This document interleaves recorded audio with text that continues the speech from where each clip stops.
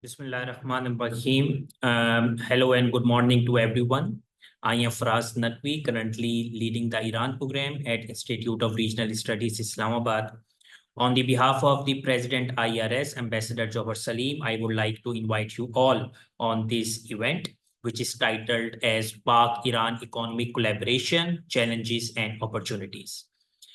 As we all know that in the recent visit of late Iranian President Dr. Ibrahim Raisi to Pakistan, both Pakistan and Iran jointly agreed to enhance their bilateral trade to $10 billion annually.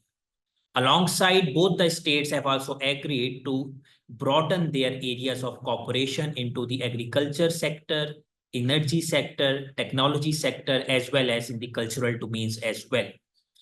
But despite sharing cultural similarities, close proximity, common borders, and many other factors, we have also seen that the bilateral trade between Pakistan and Iran have remained quite below to its potential.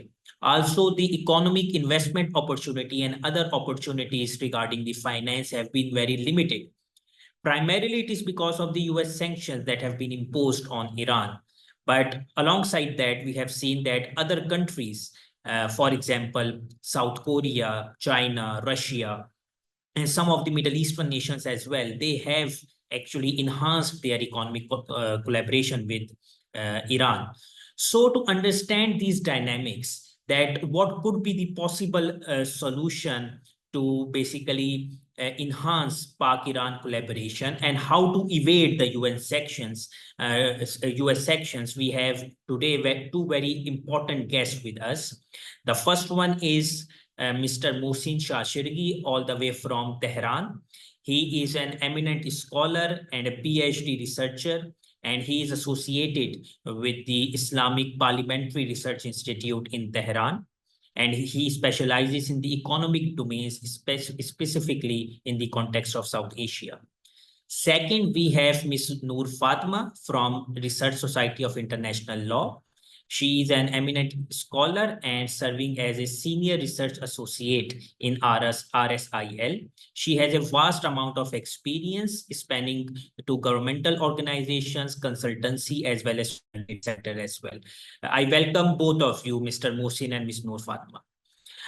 Before formally starting, I would like to request both the speakers to kindly limit their speech to 15 to 20 minutes so that we could have more time for question and answer session. And for the audience, I would like to request to kindly type their questions in the comment box. So now formally starting, I would like to invite Mr. Mohsen Shahshargi, and I would like to request him to elaborate us about the opportunities and potential sectors where the Pak-Iran economic collaboration could be carried out, and those sectors which are away from the US sanctions regard. Over to you, Mr. Mohsen. So, do you hear my voice? Salam alaikum. Wa alaikum assalam. Yes, you are perfectly audible. Okay. So, first of all, I would like to thank the Iran program and you, Dr. Naqvi in particular, for your respectable effort on such conferences. I believe these interactions could be quite useful in several ways. And since the topic is the economic cooperation, one should not fail to acknowledge the unjust use of sanctions in today's world by major powers, which unfortunately affects regional development without any positive outcome whatsoever. And practically speaking, Iran and Pakistan, as two developing nations who share nearly 1,000 kilometers of land border, are being deprived of many opportunities, to put it that way, from their geo-economic development, from an amalgamation of mutual capabilities in development by a player outside the regional arena, and a player who does not have, as Nassim Nicholas Taleb would like to say, a skin in the game. Anyways, aside from acknowledging the nature of sanctions and hoping for a different turn of events sometimes in the future, it is important to analyze the current situation and move forward with the given environment. I would first elaborate on general issues, if I may, and then I would try to get more specific on topics of trade, oil and gas, and etc. So generally speaking, if we want to point out the biggest challenge in economic cooperation, which we need to come out with some solutions for that and make some opportunities in that manner, is the banking relationship and financial transactions. As you know, much of the currently trading entities are using informal channels to transfer money, which is quite costly. I heard that in the best case scenario, it would be 3 to 5% commission on transaction, which in today's competitive market means a lot. In addition, when there is no LC, fraud increases and traders would find it difficult to trust each other. So alternatives or opportunities in hand, as long as the sanctions are in place. I believe a barter agreement has been negotiated, yet stalled in both sides. I'm not aware if in the last trip by the late President Raisi, any advancements were made or not. But I know for sure that a systematic barter mechanism is not available right now. And that could be one of the areas that if collaborated on, could facilitate trade. There are also payment mechanisms to propose using national currencies or third-party currencies for example, the Chinese renminbi. But I believe that also exists on paper. Generally speaking, China's strategic partnership with both our countries is something to turn to in a quest for economic opportunities at a multilateral level. I think the political factor is at peak here in the financial sector, because central banks from the two sides should get involved to design and manage such mechanisms and alternatives. And I'm not sure if Pakistan is actually willing to move forward with that because of the IMF, ongoing talks with the IMF. Anyways, other general matter that is quite important in economic cooperation is indeed logistics. And I believe the infrastructure for trade between Iran and Pakistan have severe shortages, and also there exist several opportunities. The one important thing is mismanagement, you know that, but for example, the ITI railway project, Islamabad, Tehran, Istanbul railway project is an incredible opportunity in that manner. And not only for bilateral relations, from a multilateral perspective also. I know that Pakistan is negotiating an FTA, a free trade agreement with Turkey, and the two countries are aiming to boost bilateral trade. So the actualization of the potential that exists already in the railway connection is quite important. The railway needs renovation in both sides, also the Pakistani side, I know. And also Iran has another connection with Turkey in mind, if you have heard of. It is called Marand Cheshme Soraya, which would not need transshipment like the current railway network to Razi border, which passes through one lake. So the initial funds for the project, feasibility and technical studies have been allocated in this year's budget by the Iranian government, and Iran has been negotiating for a construction agreement for that railway. I believe Pakistan would be a direct beneficiary in that railway. I am aware that Pakistan intended to upgrade the railway to Kuwaita, and also it is important to know that, for example, a private operator or a joint venture to both upgrade and operate this particular is a move that could further develop the logistic performance of railway in both sides. And regardless of the sanctions and other problems, the underdeveloped road infrastructure in both the province of Sistan in Iran and the state of Balochistan in Pakistan affects trade logistics. The implications of this particular shortcoming is far from mere economic disadvantage, but it rather affects the security environment in the area. If we want to get more specific, a categorization would be handy. It would be useful to first identify the major areas, I believe, which Iran and Pakistan have comparative advantage, economically speaking. I believe areas of cooperation would be energy, to be more specific, oil, gas, and power. It would be trade and especially petrochemicals, construction materials, textile from Pakistan, and the most important one being the agricultural and allied industries. That, as Hussein mentioned, many of these goods are even out of the sanction regime. Service sector also is another sector that seems to have got less attention, but it is equally beneficial, and the nature of service trade is such that it could flourish even under sanctions. On energy, we know that Pakistan needs in the energy sector are not fully met due to several obstacles. Iran would be a reliable source, but the sanctions have created an environment in which cooperation remains minimal, especially right now that Pakistan is considering the structural reforms in its power sector and industries. The abundance of energy resources gains more significance. Currently, I believe Iran exports around 100 megawatts electricity to Balochistan state. Reports there has been a 1 billion rise in the bilateral trade in the 2 or 3 years before. So there are opportunities to attend to. And apart from the serious effects of smuggling, there are tariff and non-tariff barriers that exist in the way of boosting bilateral trade. We have a PTA, preferred trade agreement between us, but this has not been implemented for years. From what I know, it is being implemented quite recently, but I'm not sure if it is actually operational, and the negotiations are underway for an FTA, free trade agreement. I don't know if it covers the most advantageous goods, such as petrochemicals, construction materials, textile, and the most important one being the agriculture and allied industries, cereals or meat from Pakistan. The Pak textile industry is to be seen as an opportunity for Iran, but unfortunately many back in Iran see it as a threat to domestic production. I believe this mentality should change.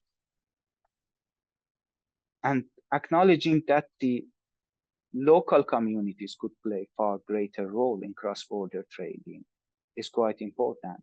The local communities are an important opportunity. For example, the provincial chambers of commerce could take the lead, and development of border markets, appeasement of legal requirements for the local community could decrease the appetite for its smuggling, which eventually leads to a more developed and safer Balochistan in both sides. I believe the local communities and also SMEs could play a significant role in boosting bilateral trade, because SMEs are much less sensitive to the sanction regime. The same goes with investments. If we consider the governments, yes, both Iran and Pakistan lack the sufficient funds to invest open-handedly in each other's major industries, but there are several fields in which, if supported and encouraged, SMEs could start offshore investments. Take, for example, tourism. One does not necessarily have to partner Marriott or Radisson Blu to invest in Balochistan tourism sector. An average local entrepreneur could do it if supported by two sides. Actually, I was reading about the ASEAN Tourism Cooperation the other day. There is so much to learn from that experience for Iran and Pakistan. And in the service sector, lastly, several Iranian companies, Sanir, for example, Mapna, have managed to export engineering and technical services under sanctions. And since Pakistan is aiming to renovate its infrastructure, for example, to optimize its power grid, many opportunities exist in service trade. Inshallah, sanctions would be no more. But since LC again remains a major problem in Well, meanwhile, when Mr. Mohsen would rejoin, I would like to move towards our second speaker, Ms. Noor Fatima, who would give us the elaboration on the legal perspective that are basically becoming the obstacles in Pak-Iran Economic Cooperation due to US sanctions. So, Ms. Noor Fatima, I'd like to invite you to give us a short speech of 15 to 20 minutes. and elaborate us about what the international law says about the collaboration in economic domain between Pakistan and Iran. Over to you, Ms. Noor. Thank you so much for this opportunity, Mr. Naqvi, and I would like to thank you again for bringing up this important issue. Just a request, if I can share my screen, I do have a small presentation that I would like to share with the audience, if that's possible. Yeah, sure.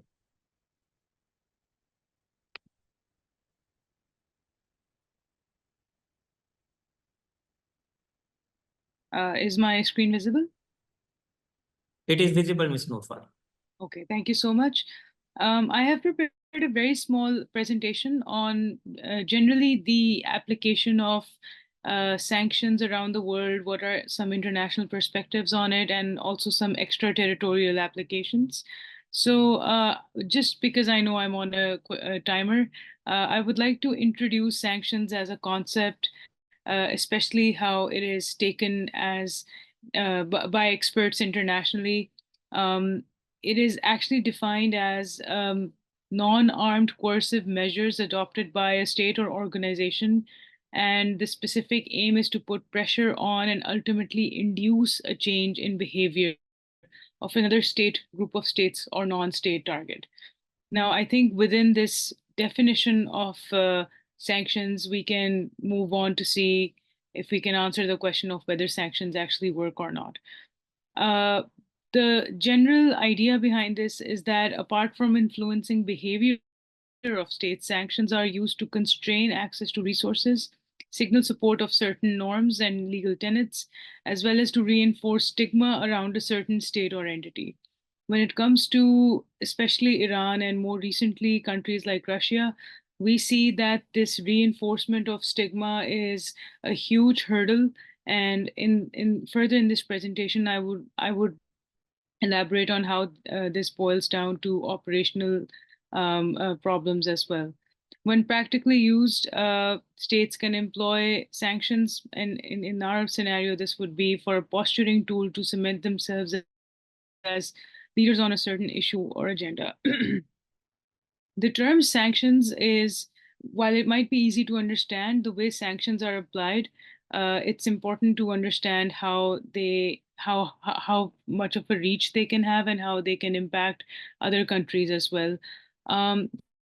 So just to broadly categorize sanctions, sanctions can be comprehensive versus targeted. Targeted means that they can target a certain sector, for example, the energy sector, or a certain individual. There are proper lists of names of individuals who are under certain sanctions regimes. Thematic and horizontal. Primary versus secondary. This is where we discuss the extraterritorial impact and reach of sanctions. And finally, unilateral versus multilateral, which is basically unilaterally applied versus multilaterally applied, states going on and applying sanctions by themselves, having their own sanctions regimes, versus a multilateral UN-supported framework to implement sanctions. Now, I'm just going to go over these briefly. Comprehensive sanctions are pretty much blanket bans or embargoes levied with very few exceptions on entire countries. And the idea is to completely and totally isolate all citizens of that country, all sectors of that country. And this, again, can have an extraterritorial impact as well. They can gravely disrupt a targeted country's trade and economy, and therefore we consider them to be a very strong signal. Now, targeted sanctions are employed narrowly. They target specific key actors, as I explained earlier, and the impact of these sanctions is more narrow. As a result, it actually allows states to sidestep some of the other human rights considerations that can come across. They can come across with the application of comprehensive sanctions. I can share this slide with you. Basically, these are just some examples of how comprehensive sanctions can be applied. In terms of comprehensive country-based sanctions, the range of actions that are targeted, that would be the imposition of complete embargoes or complete travel bans, asset freezes. And the biggest example, the most glaring example, would be the UN Resolution 661 on Iraq that was imposed in 1990, which prohibited all imports and exports with Iraq, with only the narrowest exemptions for medicine. And even when applied, these exemptions were so narrow that millions of civilians and children were said to have suffered as an unintended result of such blanket sanctions. Apart from the 1990s, there are no other examples of such blanket sanctions being applied anywhere else. With targeted sectoral, the most recent example we can give is that of the Russian war on Ukraine, where against Russia, the US and the European Union are in tandem banning all Russian oil and gas imports, phasing out any current energy treaties that they have. And this could be non-economic as well, but the impact is to basically target the biggest sector in Russian economy, which is their energy sector, so that they cannot contribute further to the aggression in Ukraine. Individual sanctions, again, as I mentioned, very self-explanatory. There are lists that contain names of individuals and the range of actions that apply to them: travel ban, asset freeze, suspension of transactions involving sanctioned individuals. It's quite self-explanatory. Thematic sanctions is an interesting concept. It's also referred to as horizontalization of sanctions, which means that sanctions are applied along certain themes, such as counterterrorism, nuclear non-proliferation, or to protect human rights, promote democracy, cybersecurity. And rather than targeting any country, basically this horizontalization allows for this creation of an umbrella framework where offenders are penalized.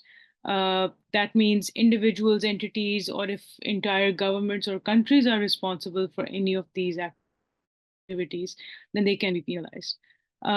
This reduces the somewhat xenophobic policy making that comes with policy options such as comprehensive sanctions or even sectoral sanctions.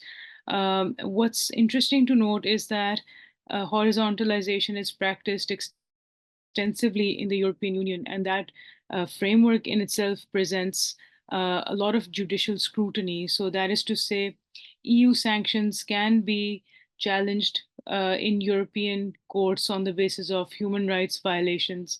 And as a result of that, a lot of sanctions in terms of their nature and scope and application, particularly in cybersecurity, have been struck down because European courts find them too invasive.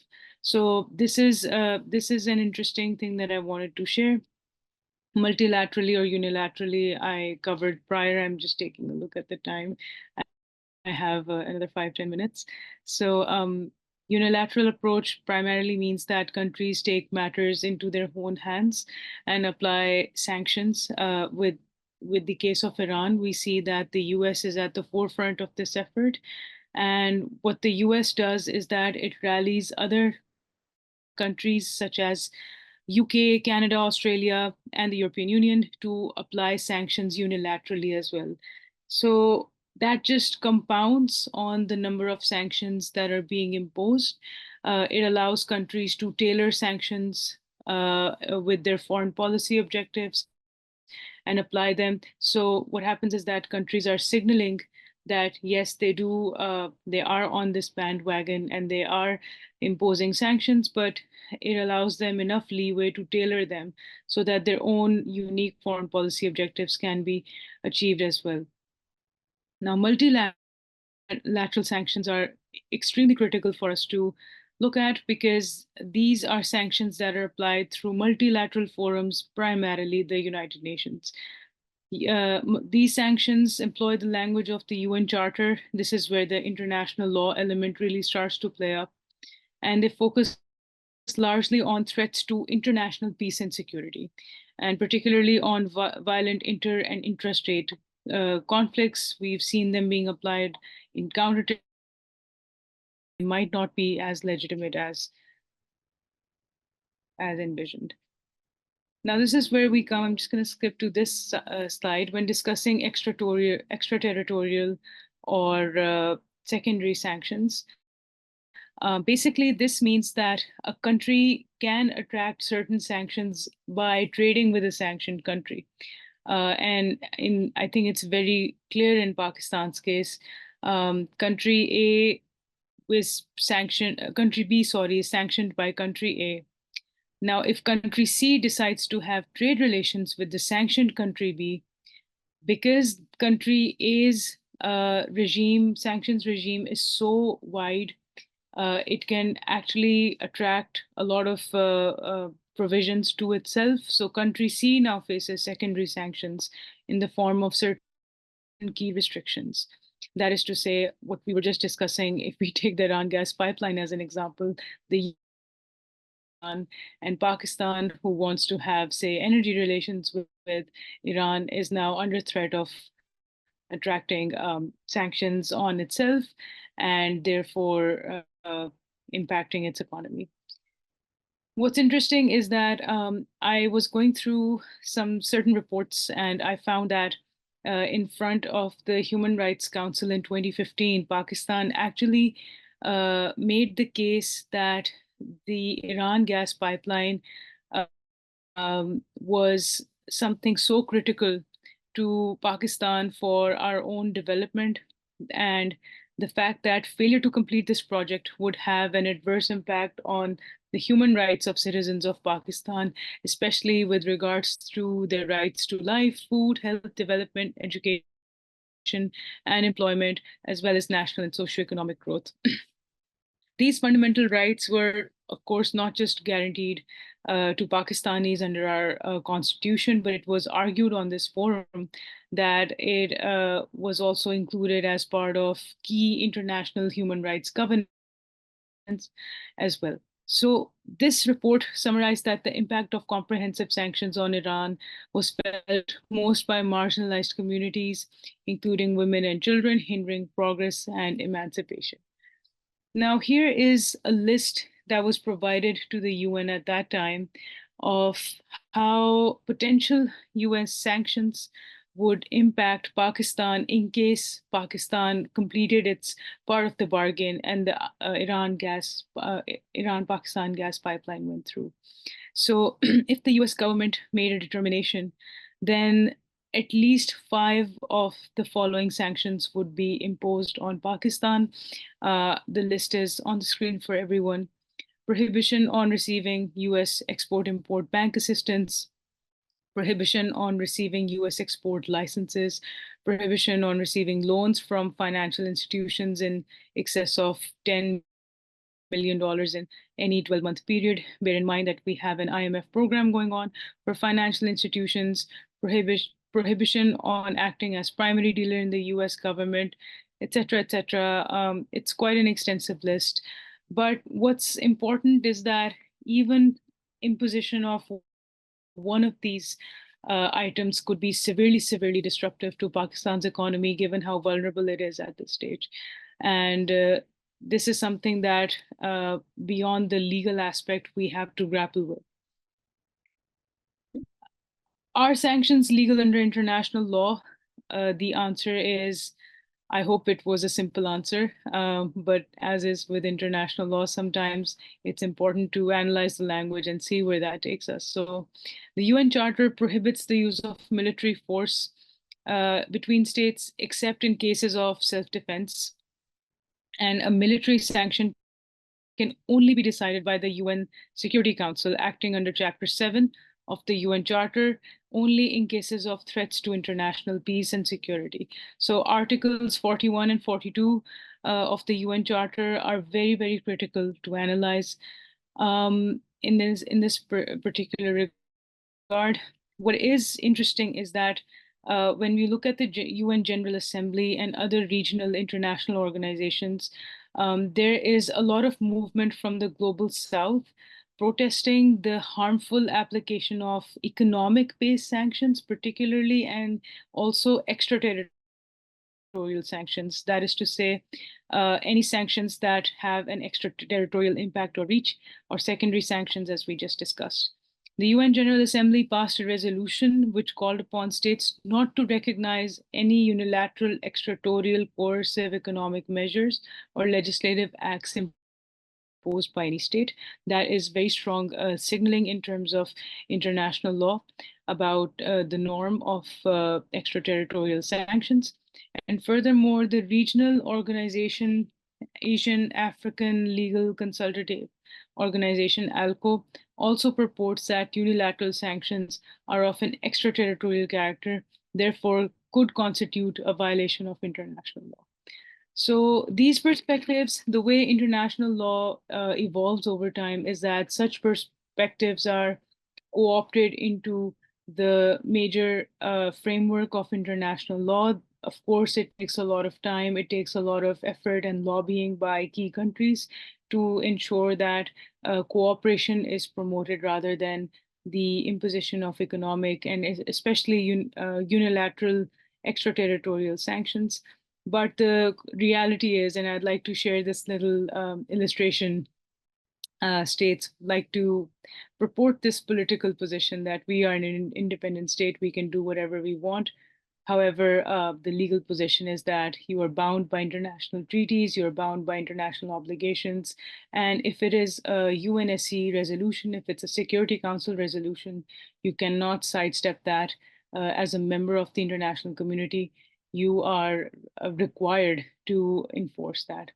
Now, on this point, I would like to mention that in Pakistan's own legal framework, we have a statute referred to as the United Nations Security Council Act of 1948. It is a very short act. I believe it is only a page long. Excuse me. And basically, that act says that Pakistan is required by all mechanisms available to it within its own jurisdiction to impose any and all UNSC Council resolutions and give effect to their meaning so that they are applied in the manner that that the language suggests. I would like to conclude this presentation with key points for Pakistan when engaging with Western neighbors, not just Iran, but also Afghanistan, given that these are sanctioned, heavily sanctioned countries. The need for an alternative economic paradigm centered on connectivity is now pretty much a national security compulsion for Pakistan, given our economic constraints. In order to realize this, however, there's a need for operational and technical clarity among stakeholders within Pakistan. And this has been the biggest hurdle, in my opinion, apart from the legality or semantics of sanctions in international law. Strategic framework is required from Pakistan, but what we really need to focus on is developing a coherent economic policy on engagement with alternative trading regimes in efforts to prioritize our economic security. That is to say, we need to have all stakeholders on the same page in whether should we be openly trading with Western neighbors or not. What happens is that this needs to bleed down to areas beyond the political center of government into the economic centers, into our financial system, which was also referred to by the previous speaker. We have to consolidate the understanding and interpretation of international sanctions law into one coherent policy. We really require that because there could be 2 or 3 lines of sanctions within the OFAC US sanctions framework whose misinterpretation could mean that Pakistan cannot trade with or work with Iran in key ways. We have to internally align economic policies with international trading regimes, particularly the UNTIR framework. This has been, although I do not speak about it in my presentation, but this has been a huge success in the past. allowing goods from Pakistan to transit through Iran using the UNTIR framework. This is a multilateral framework, and it's just that on our side of the border, we need to create further avenues that would simplify the process of UNTIRs. This is something that was promised in the agreements that were signed with the late President Raisi as well. So it would be interesting to see how this is implemented in the future. Again, as I mentioned, ensuring all domestic stakeholders are on the same page. And most of all, we have to develop the internal capacity and clarity for deepened economic engagement with Western neighbors, keeping in mind Pakistan's international obligations as well. Now, thank you so much for your time. I'll be here to answer any questions if required. Thank you. Thank you so much, Ms. Fatima. It was indeed an elaborative and comprehensive presentation that you have given. So mainly you have pointed out that Pakistan have to obey and Pakistan have to comply by the international regimes in the economic domains because it is the part of international law. But you have also provided some alternative mechanism like the alternative multilateral regimes as well as other frameworks in which Pakistan could enhance its collaboration with not only just Iran, but also other countries that are under the radar of US sanctions. I've seen that Mr. Mohsen has rejoined us. So I would like Mr. Mohsen if he would like to conclude his speech that was interrupted by the connection loss. Sure. So do you have my voice again? So yes, I was you almost are perfectly finished. audible. Yes. I request you to kindly turn on your camera as well. Yes, okay. So wait for me to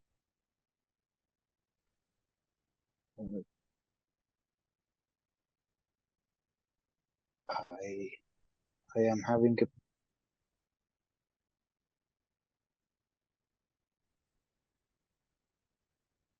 so I believe I move forward with the concluding remarks and then I will try to turn on my camera, Hussein, if it's okay with you. For sure, Mr. Mohsen, no problem. Yes, yes. So I was almost finished. I was talking about the service sector. I was saying that the several Iranian companies have managed to export engineering and technical services. There are certain experiences of that in the CIS region, if you have heard of or have read about it. So the nature of service trade, because there is no such good that is being traded through the border, is such that it gets much less affected from sanctions. So this is one of the other fields or opportunities that exists in bilateral relations with the current given environment. So if I want to conclude, this would be, there are three main fields to focus on. The first field would be the energy field, oil, gas, and power. We should come up, Iran and Pakistan should come up with some mechanisms to move forward with the projects that already exist or make way for new projects. Trade, as I mentioned, petrochemicals, construction materials, textile, and agriculture and allied industries are the four fields that by the studies and different documents that I have seen, for example, the Iranian customs, are the areas of comparative advantage between Iran and Pakistan. And the last one is service sector, as I mentioned. Thank you, and sorry for the inconvenience for the connection problem. Thank you so much, Mr. Mohsen. So you have elaborated about the comparative advantage that both Pakistan and Iran share with each other. And you have mentioned four key aspects in this regard, primarily transportation, services sector, construction sector, as well as agricultural sectors, because these are the sectors that have less impact of US sanctions. So there is opportunity for both Pakistan and Iran to collaborate in these sectors. With this, I would like to move towards the audience. If they have any question, they could post their question in the comment box. Meanwhile, I have a couple of questions. First, I would like to ask from Ms. Noor Fatma. Ms. Fatma, you have mentioned that Pakistan have to comply by the international legal frameworks, and there should be some alternative mechanisms as well. But largely, Pakistan should take into consideration what the international law says. But these international laws apply on other states as well. But we have seen that other states like China, South Korea, India, our next door neighbor, they take some sort of leverage and try to consolidate and enhance their partnership with Iran. But in the case of Pakistan, is there any sort of reluctance or some sort of hidden factors that prevent us from adopting similar sort of strategies while cooperating or interacting economically with Iran? Thank you so much for raising that. That's a very important question, and you've actually touched on a very important point that I would like to tell everyone. India is a great example because we also we researched about this. What's interesting is that India or any other country's engagement with Iran is actually done legally under international law, and it is done legally under US sanctions law as well. The mechanism that is available that India most frequently makes use of is certain exceptions that you can, or waivers as it is called, that you can apply for under the US sanctions regime.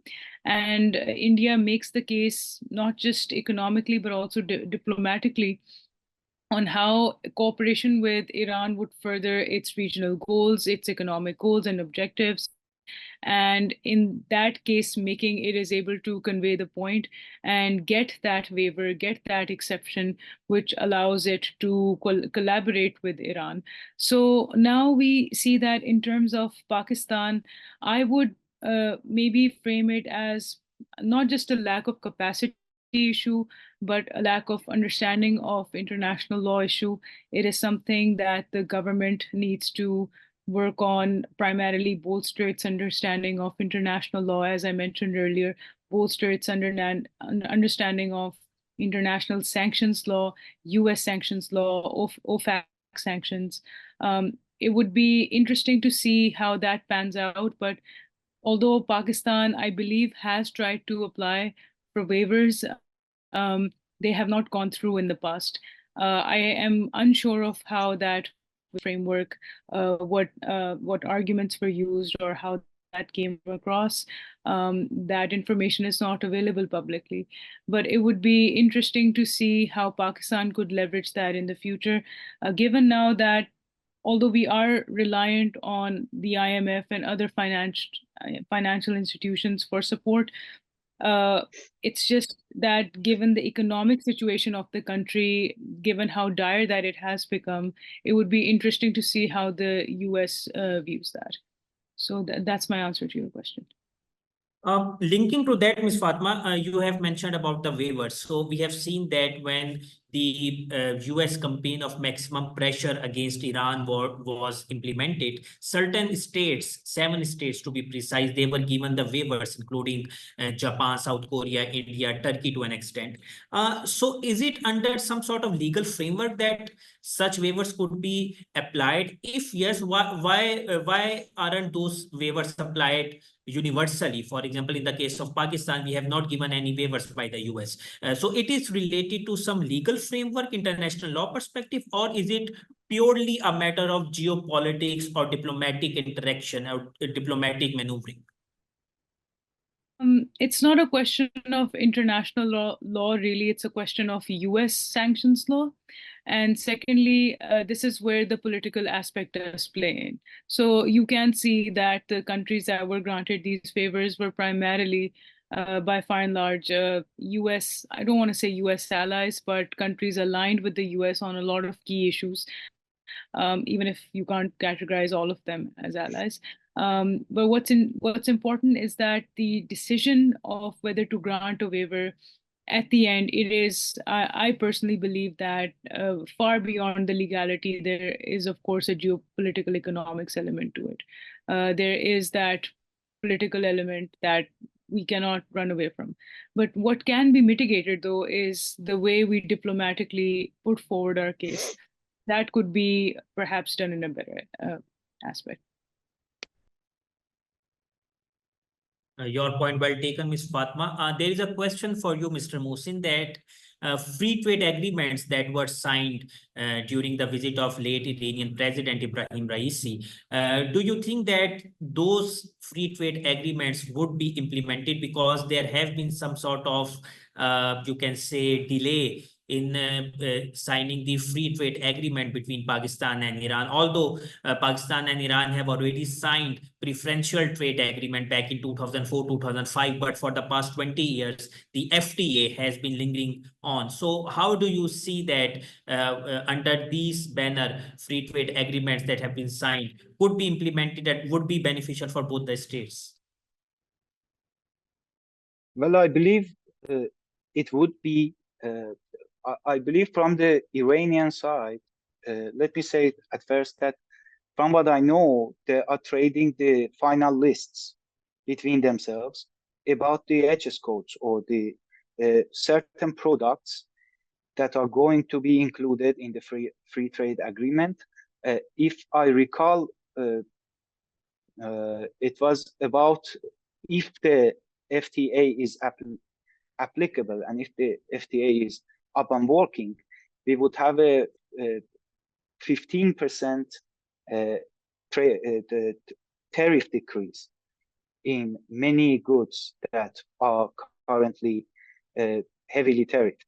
So from what I know, the Iranian government is willing to move forward with that. And I believe that even with the change of the government, Dr. Pezeshkian is currently the head of Iranian state, but I know and I have heard from different places that the government is going to move forward with the projects that were focused on by the late President Ibrahim Raisi. So yes, I believe it would be implemented. There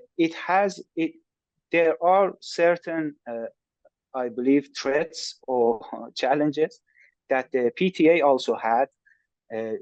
For example, the seasonal prohibitions that both countries, especially in the agricultural products, imposed on each other's trade. If in the upper level there comes a political decision that the trade routes between Iran and Pakistan should remain open and the FTA should be fully implemented, I believe the free trade would enhance bilateral trade quite vastly.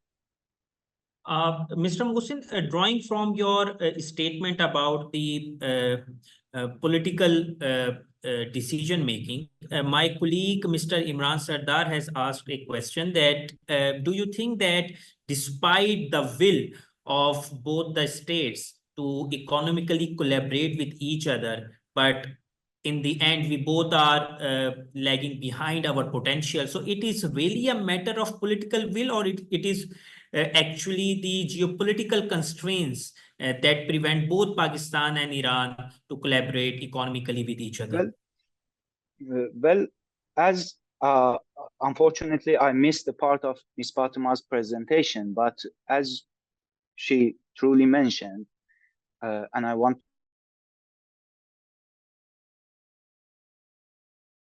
it are U.S. sanctions. These are U.S. sanctions. But yes, the U.S. sanctions, I believe, are one of the main reasons that create certain geopolitical constraints.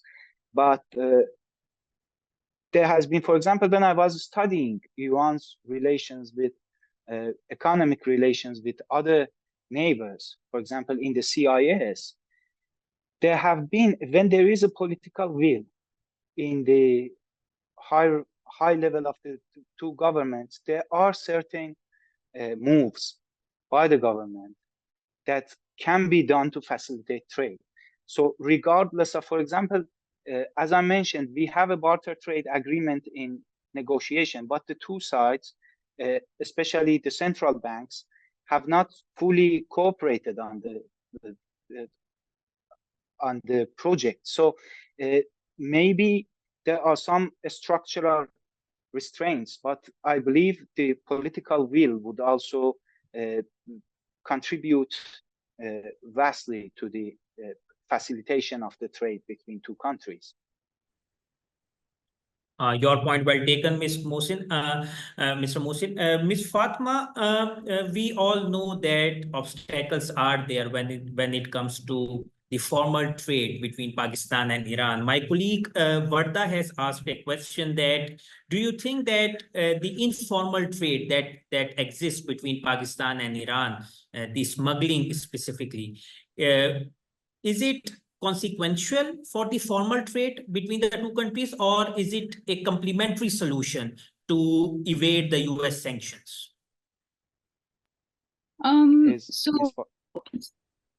Thank you. Move forward, Fatma. Right.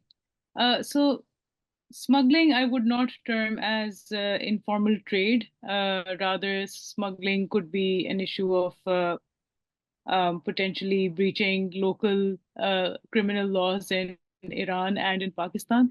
But informal trade would be, for example, the barter system that for sure I feel represents incredible opportunities for Pakistan and Iran to jointly explore. And as Mr. Mohsen said, I would love to see how this policy shapes up in Pakistan. Since the past few years, I believe Pakistan did sign an MOU on barter trade with Iran, I believe in 2021.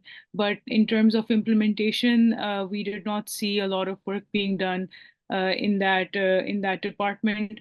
I believe you could make the assumption that Pakistan was going through certain political challenges, and there was the need to have a proper government of the day in place before such decisions could be taken.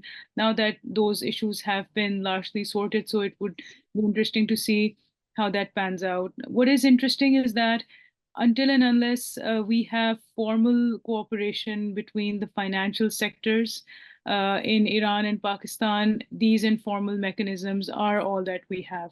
I say that because when I mentioned the need for having all domestic stakeholders on board, I meant that while Pakistani government actors might show will and political will to get projects done, there are problems when it comes to Pakistan's own central bank and the financial system that we have in place.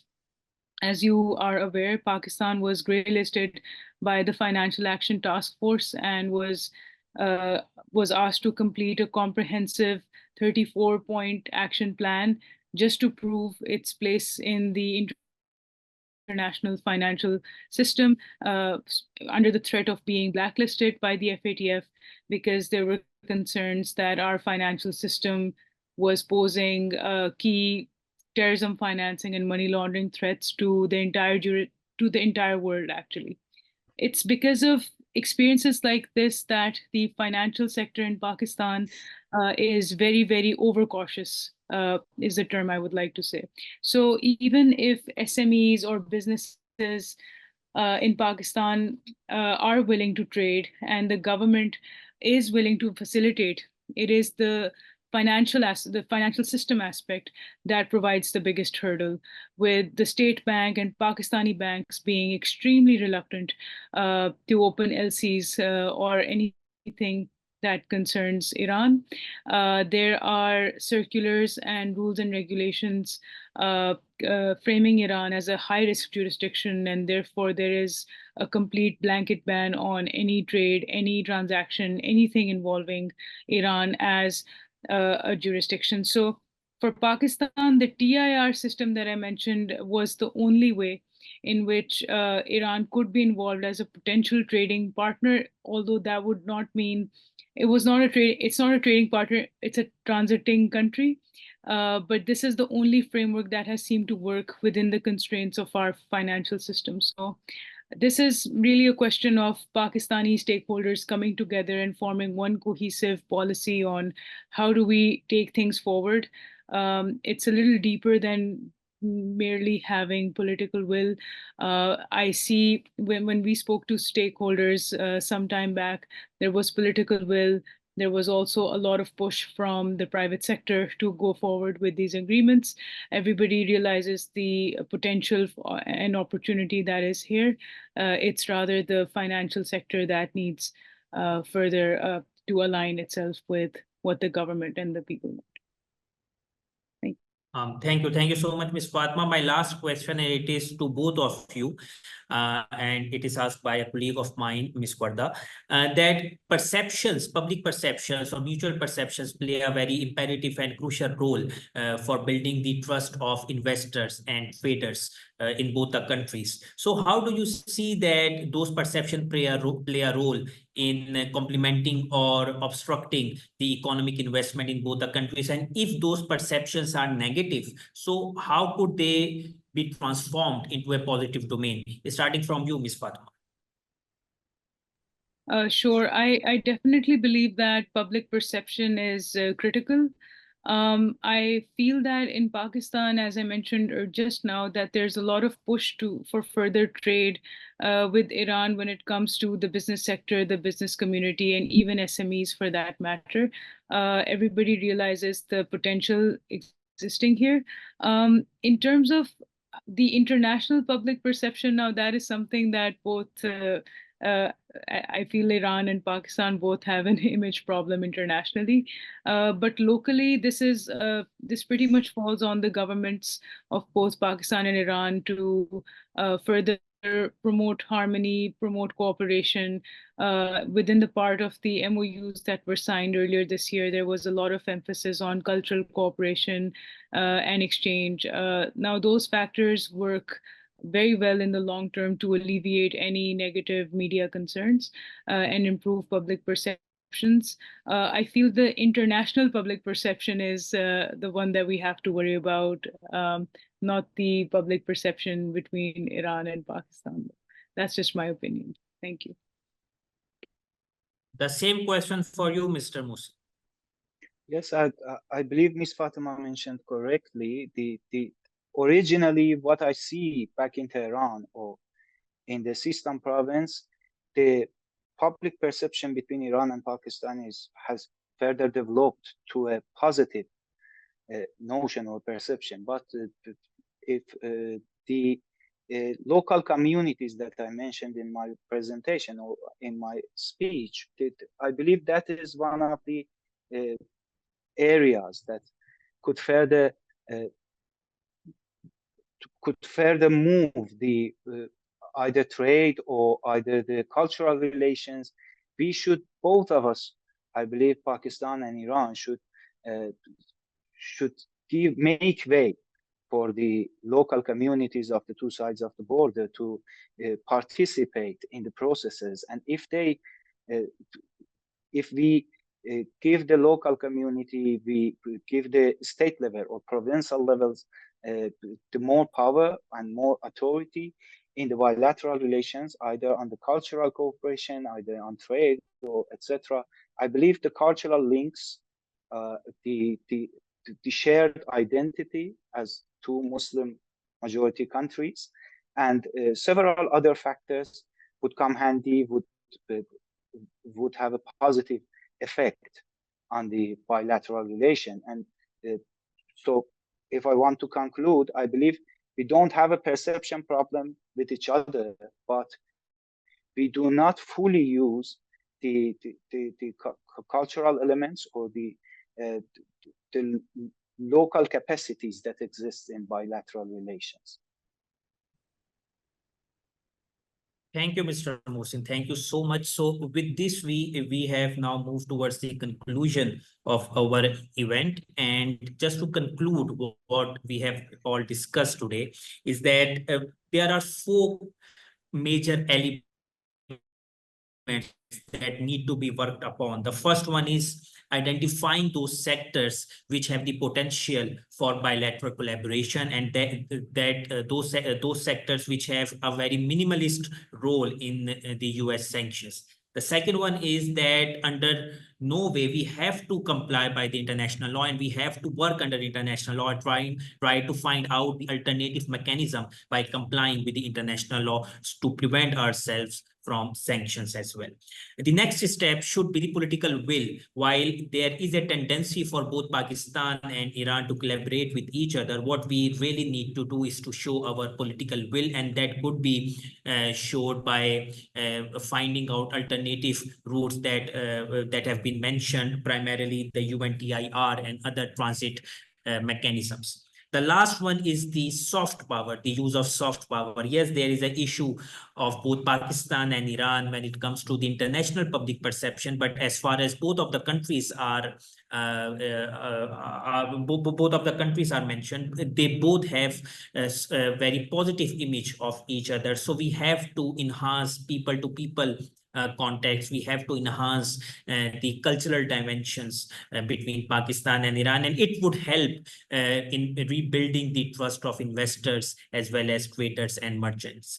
So with this, we now conclude our session. I would like to thank both the speakers, Mr. Mohsen, who have joined us from Tehran, and Ms. Noor Fatima, who have joined us from Karachi. Thank you so much for joining us and giving your insights. It would be very helpful for not only the academia or students, but also for the policymakers in devising the conducive policies between Pakistan and Iran. With this, on the behalf of my colleagues, on the behalf of President IRS Ambassador Johar Salim, and on the behalf of the audience, I would like to thank all of you, both the speakers as well as the participants who have joined us. And with this hope that the collaboration between Pakistan and Iran would enhance in the near future for the benefit of both the states as well as for the people, I sign off here and hope to see you guys in the future as well. Thank you so much.